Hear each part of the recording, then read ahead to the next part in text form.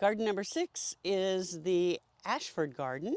Viki and Dick Ashford moved down off the hills in Ashland in 2017.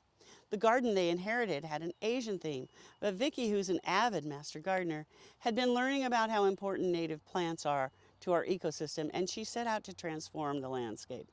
She has been collecting and planting a wide variety of native plants and has enjoyed watching them grow in, enrich the soil, and provide habitat and food for visiting birds. Welcome. For Viki and Dick Ashford of Ashland, downsizing 7 years ago meant leaving their beautiful acreage for a postage-sized lot in town. So Master Gardener Viki, with the help of landscape designer Sherry Morgan, transformed it into a native microbiome with over 40 different plants.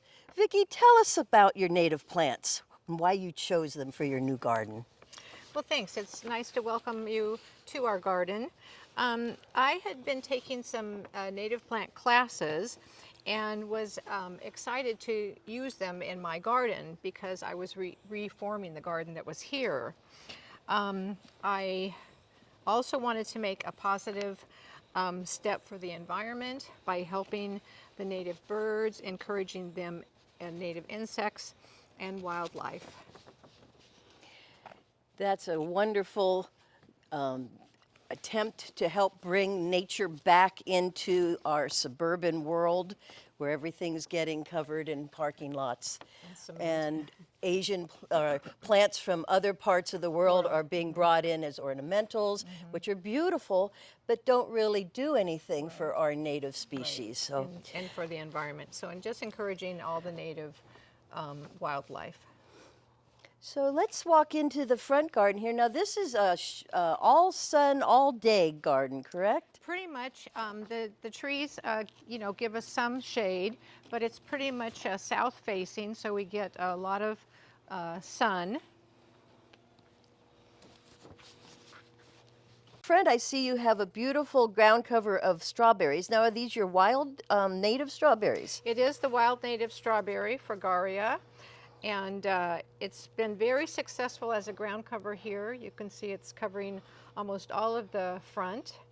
It blooms very profusely, which it's doing right now.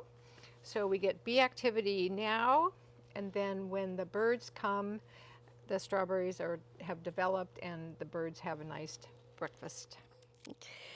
There's also some little manzanitas in here called emerald carpet.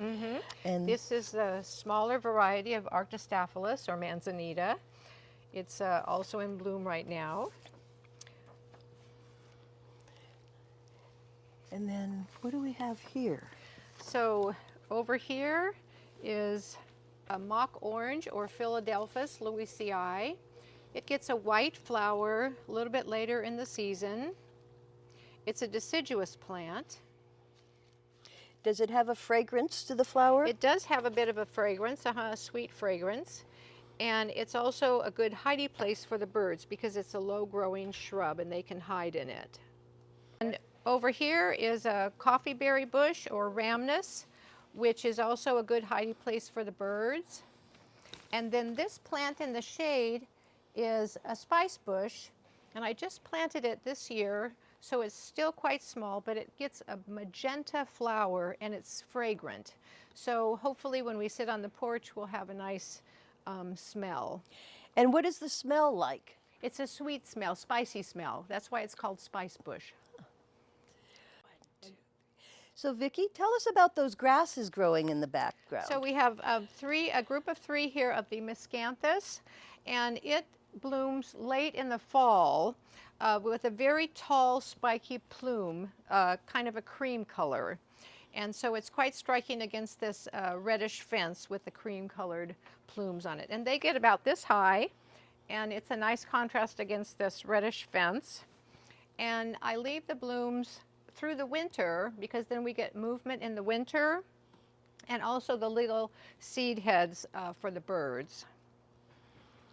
So in the back along your front porch, what are those? So these are wild huckleberries, Vaccinium, and of course they have little tiny flower buds on them right now and will develop a very small fruit huckleberry. And is that something the birds go after? Yes, absolutely. Absolutely. So here in front, I see you have some small ribes. I have a row of ribes right here. This center one is actually the Sierra ribes, which has a pink flower like the ribes sanguineum, the more common ribes. And then these two on the outside are the ribes aureum, which is the golden currant. So they'll have a yellow bloom. And again, I just put those in this year. So not too much going on yet, but just a little bit. And of these ribes, will these produce fruit for the birds? I'm not sure. Since they're new, I'm not sure if they will. I would presume so, but I'm not sure. And being so small, they might not have a lot of flowers yet. And then moving over here, I see you had some buckwheat under the tree. Yes, this has been a problem area actually under the cedar because the root system is so invasive right here. So I've had not much luck trying anything here. So I'm hoping that the wild strawberry will continue as a ground cover and move over and take over there. So that's been your most problematic Yes. area. Exactly, exactly. But you have a beautiful penstemon right here in front. The penstemon has been very successful here. It blooms a little bit later in the season, but it is getting a few buds on it right now. It's purple. It's the more common one, Margarita Bop. So on this side of your driveway, you've got a beautiful ceanothus, and there's California fuchsia as well. The ceanothus has been very successful here. I've been very happy with it. It's the variety Emily Brown, and as you can see, it's a good ground cover, although it has some upward shape to it as well. It was just a 1-gallon plant maybe 3 years ago, so it's been very healthy and successful here in spreading. And the epilobium is a much later bloomer in the fall, and it has an orange flower. The California fuchsia is an epilobium. And that's a creeper, isn't it? It'll It kind is. of take over eventually a It little. does. In fact, it's been again very successful. It comes up in lots of places, so I just let it go. Well, they're so vivid, the color the is, and colors. for that time of year, Yeah, it's something bright, that's nice, very bright. bright. Orange. Yeah, exactly. And moving down this way, this is another ribes. It is another ribes. It's again the golden ribes like I have on the other side, the ribes aureum, and it has a nice yellow flower. Oh, and there's a little ladybug on there. This buckwheat, the Areogonum on this side, has been much more successful than under the cedar, as I was talking about before. So this one is just getting ready to bloom. Also, it has a nice creamy colored flattish flower, so it's good for butterflies to lay on because it's a flat, wide flower. So here we are in your backyard, and you have a combination of sun and dry shade. Over here along the fence, this is a bush anemone, is that correct? Yes, it's the Carpentaria californica, which is an evergreen shrub. So there's, you can see the plant all year. Later in the spring, it has a big white flower with a yellow center. So it's a really beautiful contrast with the dark green leaves. And even though it is a large shrub in a small place, it takes very well to pruning. So after it blooms, I prune it back just a little bit, not very much, but just to keep it in the space that it's in. Go ahead. So we have a native honeysuckle here, Lonicera. It's just barely starting to form its buds, so it actually flowers almost all through the summer. So it's a good flowering plant all through the summer. And of course, the hummingbirds love it because it is the honeysuckle flower. And the birds, right now there's a couple of ladybugs on it because it has aphids. So the honeysuckle the ladybugs are having breakfast this morning. They're doing their job. Exactly. So both of these plants are native. The large shrub in the back is the compact strawberry tree, or Arbutus unido. It produces strawberries, not real strawberries, but a little fruit that looks like a strawberry. A lot of people don't care for it. I actually like it. It is edible, and of course the birds love it as well. See something? So as Marcy was saying, I have a dry shade garden here. It gets morning sun and afternoon shade.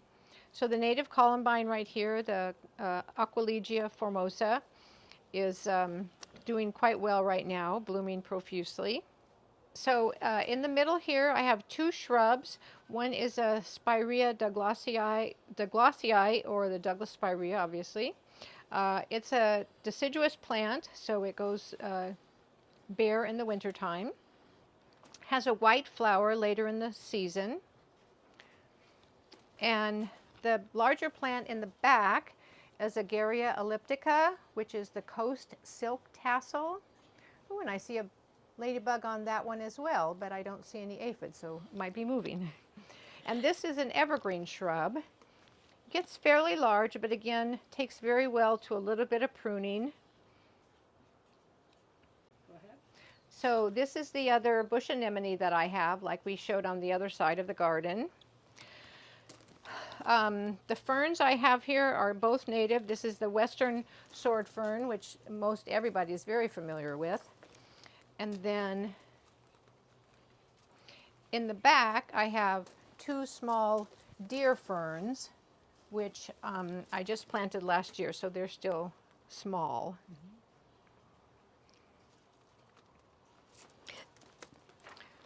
The bleeding heart, of course, is a native, Dicentra formosa. So this one is a very unusual plant, the wild ginger or asarum.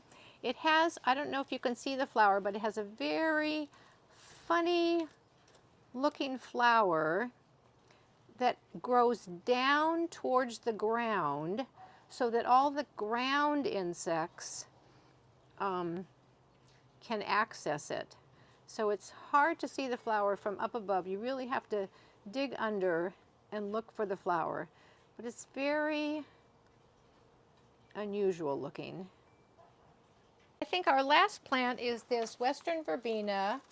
It has a blue flower, blooms in the fall, and the flower is quite long, and it comes up on a tall stem that drapes over. So it drapes over, and then the blue flower is at the end of it. So it's a very pretty plant, and it blooms late in the season, so it's good for all those late season insects as well. Well, this is a lovely spot. Do you like to sit here in your garden and view? I do, because from this angle I can see everything that's, you know, blooming right now, and get a long perspective of the garden. It's lovely. Yeah, thank you. So what guidance would you give someone that wanted to get started planting natives? You know, natives are just becoming popular now, so it's kind of hard to find information about them, but Master Gardeners offers classes on native plants. OSU, Oregon State University, has a great website that has native plants on it. So I would just encourage people to really read up and study what natives are. They really take very little care because they are natives and they don't get care out in the wild. So I would just get educated and encourage nurseries to buy natives so that we can buy them, so that they can sell them at retail. Yes, that would be wonderful. There's not very many nurseries that actually carry natives, Right, so that is exactly. challenging. But I read where Dr. Ptolemy said if every house only planted one tree or shrub in a neighborhood, you could create an environment that would entice the animals and Exactly. bring things back to the Right. way they should be. Right, right. So it doesn't take much if everybody just, like I said, one plant. Yeah. We would have millions of plants. Well, thank you so much, Viki, for inviting us into your garden. It's lovely, and you've done a wonderful job, and I really appreciate letting us come in and share that with you. It's been fun for me too, Marcy. Thank you so much. You're welcome.